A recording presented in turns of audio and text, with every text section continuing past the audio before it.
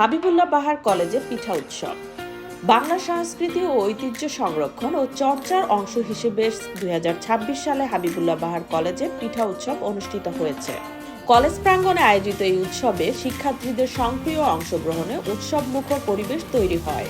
উৎসবে শিক্ষার্থীদের তৈরি পাটিসাপটা, ভাপা পিঠা, চিতই, দুধপুলি ও নকশি পিঠা সহ নানা ধরনের ঐতিহ্যবাহী পিঠা প্রদর্শন ও পরিবেশন করা হয়। শিক্ষক, শিক্ষার্থী ও কর্মকর্তা কর্মচারী উৎসবে উপস্থিত থেকে পিঠার স্বাদ গ্রহণ করেন এবং বাংলার লোক সংস্কৃতির গুরুত্ব তুলে ধরেন।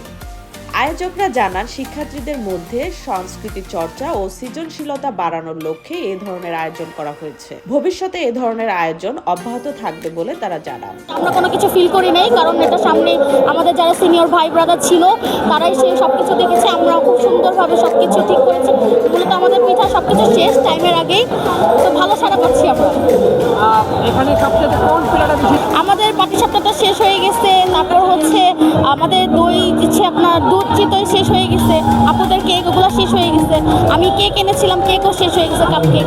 মানে ভালো সবকিছু মোটামুটি এবার শেষ হয়ে গেছে। একবার খেলে আবার দ্বিতীয়বার খাওয়ার জন্য ইচ্ছা থাকবে। সবগুলোই আমাদের সমাজ বিজ্ঞানের যতগুলো পিঠা আমরা নিয়ে আসছি সব সেশনের সমাজ বিজ্ঞানের ডিপার্টমেন্টই ছিল, সবগুলাই মোটামুটি একবার খেলে আবার খেতে ইচ্ছা করবে আপনাদের। এই পিঠাগুলো বানাচ্ছে কি দেখতে? আমরা সবাই বাসা থেকে হোমমেড নিয়ে আসছি। আমরা নিজেরা বানিয়েছি, আমাদের গার্ডিয়ানরাও বানিয়েছে, সবাই মিলে সবার ইসে আমরা বানিয়েছি। ধন্যবাদ।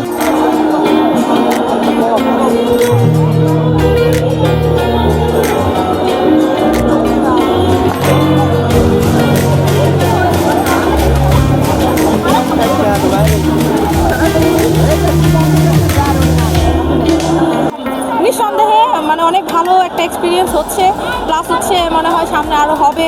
তো আশা করি যে সামনে ওই রকম হবে। খুব ভালো লাগছে, অনুভূতি ভালো। হামলা হয়েছে, এটাকে আপনারা কিভাবে দেখছেন? এটাকে এখন কি বলবো, এটা তো একটা রাজনৈতিক ইস্যু যেগুলো হচ্ছে আমরা মানে আমরা বিক্রি করি মায়ের হাতের ভালো। এখন আমাদের শুধু কিছু কেক বাকি রয়েছে, আমাদের এই কেকগুলো বিক্রি হলে আমাদের সম্পূর্ণ সেল।